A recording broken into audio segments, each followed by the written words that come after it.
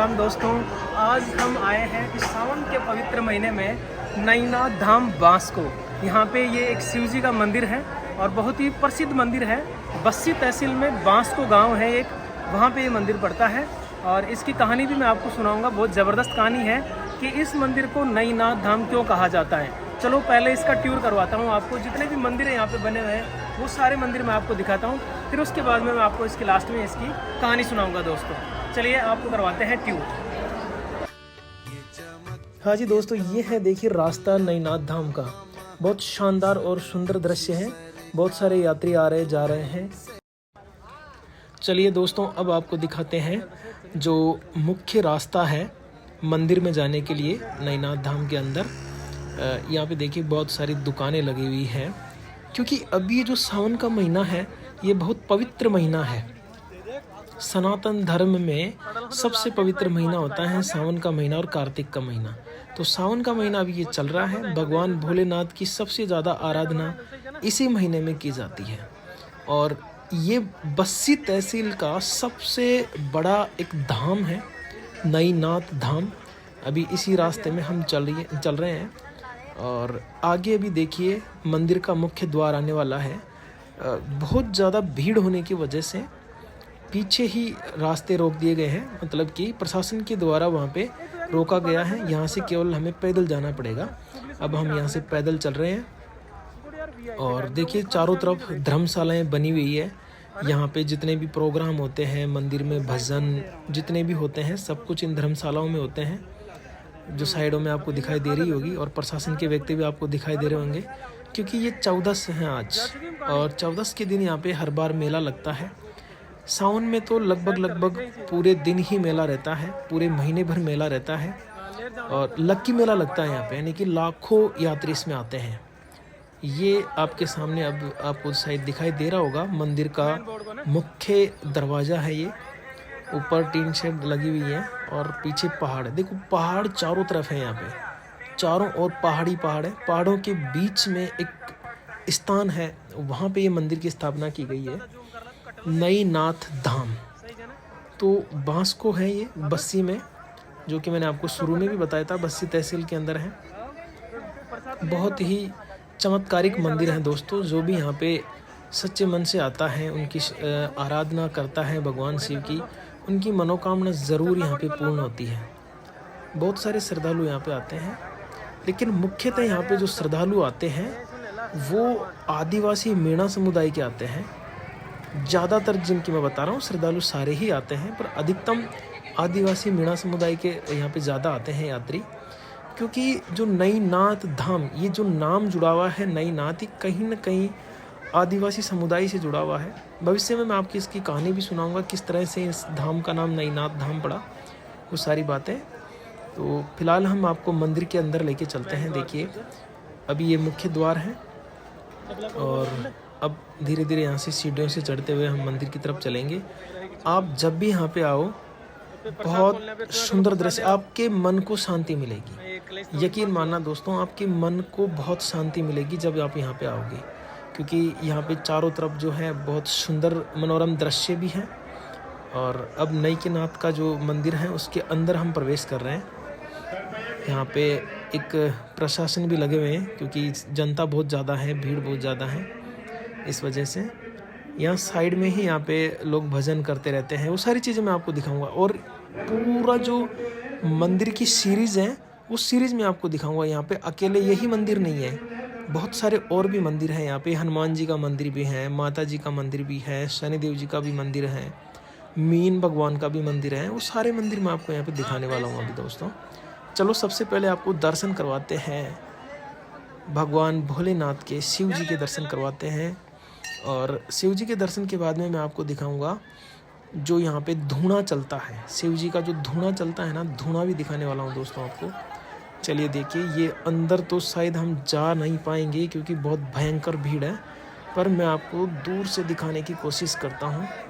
थोड़ी मेहनत करनी पड़ेगी, शिव जी के दर्शन ऐसे ही नहीं होंगे। ये देखिए दोस्तों, कितना प्यारा श्रृंगार हो रखा है, बहुत सुंदर श्रृंगार हो रखा है।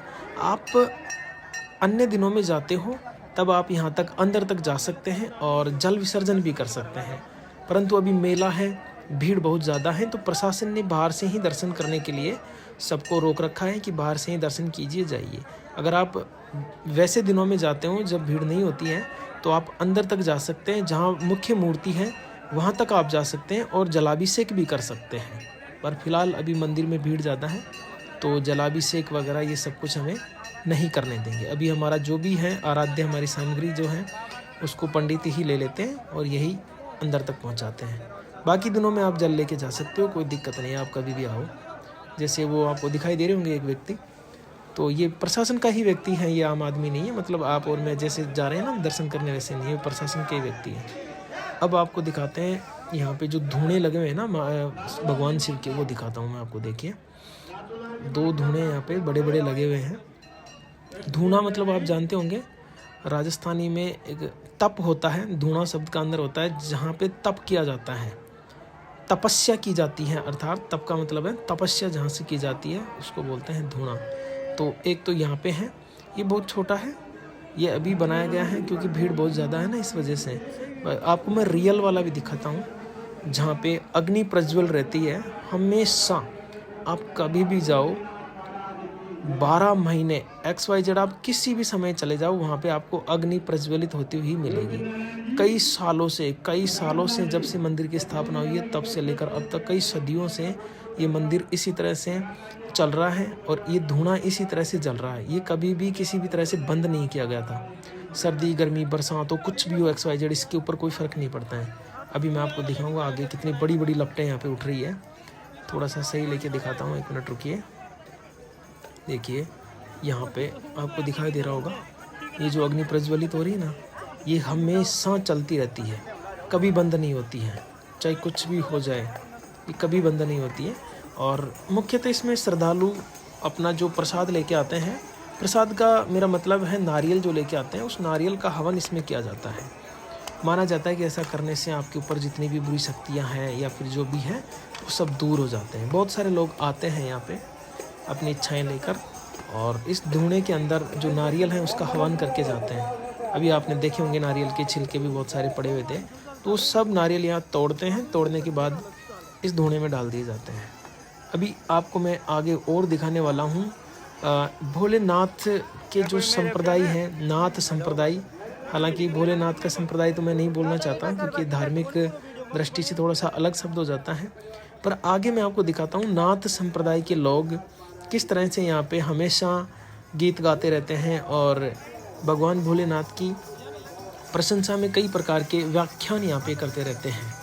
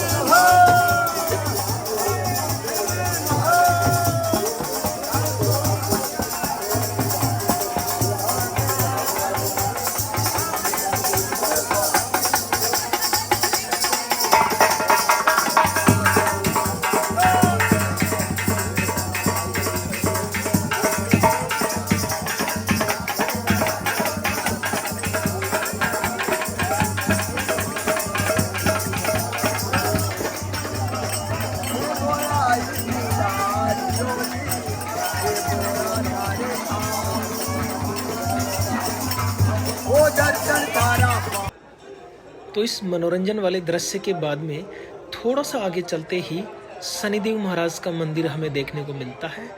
ये मंदिर भी बहुत शानदार मंदिर है जो कि इसी ही रास्ते में पड़ता है। मतलब कि जो अपना मुख्य मंदिर है उससे लगभग 20 मीटर की दूरी पे जो वो मनोरंजन हो रहा था उससे लगभग 15 मीटर की दूरी पे बगल में ही हो रहा है इसकी वो मनोरंजन। तो यहाँ से हम थोड़ा सा आगे चलते हैं। तो अगली सीरीज़ में जो मंदिर हमें मिलेगा वो है श्री बालाजी महाराज के मंदिर। देखिए ये भी बहुत ही प्यारे मंदिर है। और पूरा मतलब मंदिरों का जो सीरीज़ है बहुत ही सुंदर सुंदर मंदिर यहाँ पे बने हुए हैं। आप जब भी आएँ प्लीज़ आप सारे मंदिर देख के जाएँ। देखिए वीर विचित्र बालाजी मंदिर है, ये बहुत सुंदर मंदिर है। आगे जो प्रतिमा है वो भी बहुत अच्छी प्रतिमा है, बालाजी महाराज की प्रतिमा है। आगे दिखाता हूँ मैं आपको। देखिए अंदर लेके चलते हैं। कई बार क्या होता है कि कई मंदिरों में फ़ोन अलाउ नहीं होता है, तो इसलिए मैं आपको ज़्यादा क्लोज नहीं लेके जाऊँगा, थोड़ा दूर से ही दिखाने का प्रयास करूँगा।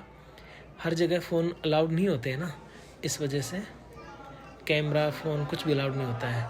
फिर भी हम थोड़ा बहुत लेके आ ही गए कैमरा अंदर। चलिए एक बार दर्शन हो जाए आप सबके तो बहुत अच्छा हो जाए। ये देखिए ये है बालाजी महाराज, शायद आपको दर्शन लाभ हो गए होंगे बालाजी महाराज के। तो ये बालाजी महाराज का मंदिर है। और अब यहाँ से निकल के हम आगे चलते हैं तो आपको थोड़ा सा और आगे दिखाता हूँ मंदिर। एक मंदिर और है इसी सीरीज़ में, आगे मंदिर है, चलिए वहाँ पर भी लेके चलते हैं। देखिए ये है एक माता जी का मंदिर। चलिए अंदर चलते हैं, अंदर दिखाते हैं आपको, माता जी के दर्शन करवाते हैं। यहाँ पे रास्ते में आपको बहुत सारे लोग मिल जाएंगे, कुछ बेचते हुए भी, कुछ सपेरे भी हैं, क्योंकि सावन का महीना है ना, तो ये लोग सांप दिखा के पैसे कमाते हैं। और बहुत सारे इनके अपने अपने छोटे मोटे रोज़गार हैं, तो उस हिसाब से करते रहते हैं। यहाँ पर भी जो भी श्रद्धालु आते हैं नईनाथ धाम, वो इस पूरे मंदिर की सीरीज़ में ज़रूर घूम के जाते हैं। देखिए आगे आपको दिखाई देंगे, माता जी के दर्शन करवाता हूँ। सबसे पहले तो आपको मैं, बहुत ही सुंदर प्रतिमा है माता जी की भी यहाँ पे। देखिए शायद आपको दर्शन हो गए होंगे। तो अब ये देखिए माता जी का मंदिर, यहाँ पे पूरे में मीनाकारी जैसा कुछ हुआ है दृश्य, आप देख सकते हैं। और अब मैं आपको दिखाता हूँ आगे एक प्राकृतिक दृश्य जो यहाँ पे चारों तरफ बना हुआ है। ये जो पहाड़ है, इन पहाड़ों के बीच में है ये मंदिर। चारों तरफ केवल पहाड़ी पहाड़ हैं दोस्तों। अगर आप यहाँ पे फ़ोन भी लेके जा रहे हैं तो मुश्किल से फ़ोन के अंदर आपके टावर आएंगे। बात भी बड़ी मुश्किल से हो पाती है, क्योंकि पहाड़ों का जो दृश्य है वो आप देख सकते हैं किस तरह से है। ये रास्ता है, बहुत सुंदर रास्ता है, चारों तरफ हरियाली हरियाली है। और ये भी पैदल यात्रा चल रही है और ढलान भी है यहाँ पे। तो क्योंकि जो पहाड़ है उनके गहराई में बना हुआ है मंदिर चारों तरफ से, तो पहाड़ों की थोड़ी ढलान भी यहाँ पे है। तो अब ये देखिए, आप देख सकते हैं कितने लोग पैदल यात्रा करते हुए आ रहे हैं। सावन के महीने में कंटिन्यू यहाँ पे आते रहते हैं दोस्तों। तो मैं आपसे रिक्वेस्ट करता हूँ प्लीज़, अगर आप वीडियो को देख रहे हैं तो लाइक और शेयर सब्सक्राइब ज़रूर करें दोस्तों। इसी तरह मैं आपको पूरे राजस्थान का भ्रमण कराता रहूँगा। और आगे भी हमारी जो टीम है VSS टीम, ये पूरी तरह से तत्पर रहेगी। बहुत अच्छे आपको मैं जानकारी दूंगा, मंदिरों का ही नहीं, मैं आपको गढ़, तालाब और जो पुरानी चीज़ें जितनी भी हैं, पुरातात्विक चीज़ें हैं, उन सब की कहानियाँ बताऊंगा कि यहाँ पे कौन सी घटना हुई थी, किस तरह से यहाँ पे जो भी वहाँ पे हुआ होगा, वो सारा इतिहास मैं आपको बताने की कोशिश करूँगा दोस्तों। और अभी हम देखिए पूरे दर्शन करके जा रहे हैं, तो लोग कुछ दंडवत यात्राएं भी लेके आ रहे हैं। आप देख सकते हैं बहुत सारे श्रद्धालु दंडवत यात्रा भी लेके आते हैं। आप समझते होंगे दंडवत यात्रा किस तरह से की जाती है, ये बहुत टफ होती है लोगों के लिए। चलिए दोस्तों, लाइक कर दीजिए प्लीज़, शेयर सब्सक्राइब तो आप कर ही देंगे, और बने रहिए चैनल के साथ में इसी तरह से। थैंक यू सो मच, यहाँ तक देखने के लिए आपका बहुत बहुत धन्यवाद।